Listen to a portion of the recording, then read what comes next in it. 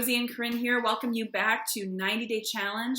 For many of you, I know for us, we're heading into week 2, but for some of you, you're just joining. So welcome. Yes, we're so glad you're coming along with us. And feel free to keep inviting people along.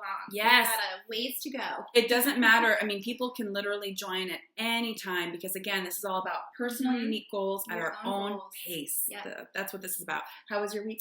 It was good. I had a strong week, and I know that not every week is going to be that way, and some had a harder time getting started. But I really got so much encouragement from just the things that people were sharing, the fact that we all have our own goals, but there's just been this air of encouragement. Yeah.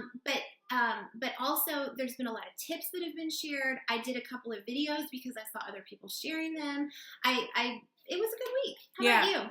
I feel the same way. I loved seeing people just put it all out there. You know, I didn't exercise today, or I overate, or I didn't come through with my goal for this weekend, or whatever it was, or their successes. I had a great workout today. I said no to this, you know, and I just have been really encouraged by that. And also, I love the resources. I love that people are posting recipes, workout routines, websites.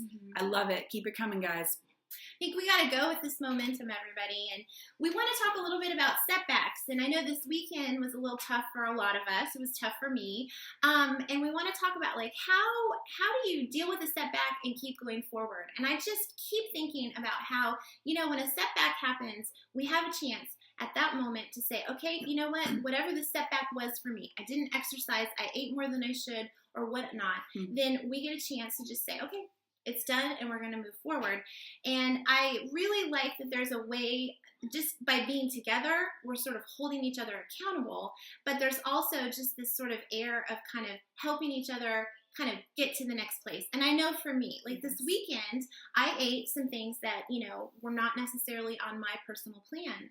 But because we're all together, I felt like I could just sort of say, okay, this was this weekend. And I didn't drink 4 glasses of wine. I drank 1. I ate 1 cookie. I had like part of my kid's pizza.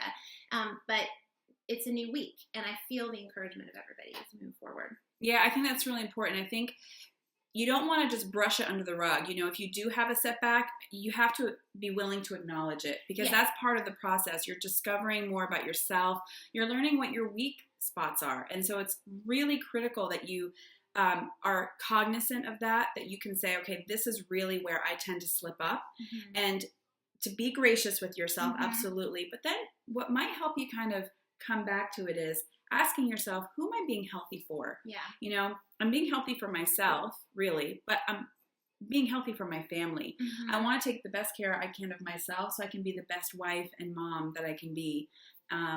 And that's really kind of where my motivation comes from. So sometimes if it helps me personally, if I want to reach for that little scoop of chocolate chips from the pantry, you know, it just seems so small, just a few chocolate chips. Right. But if you do that several times throughout the day, it adds up. So then sometimes I stop myself and I go, you know what?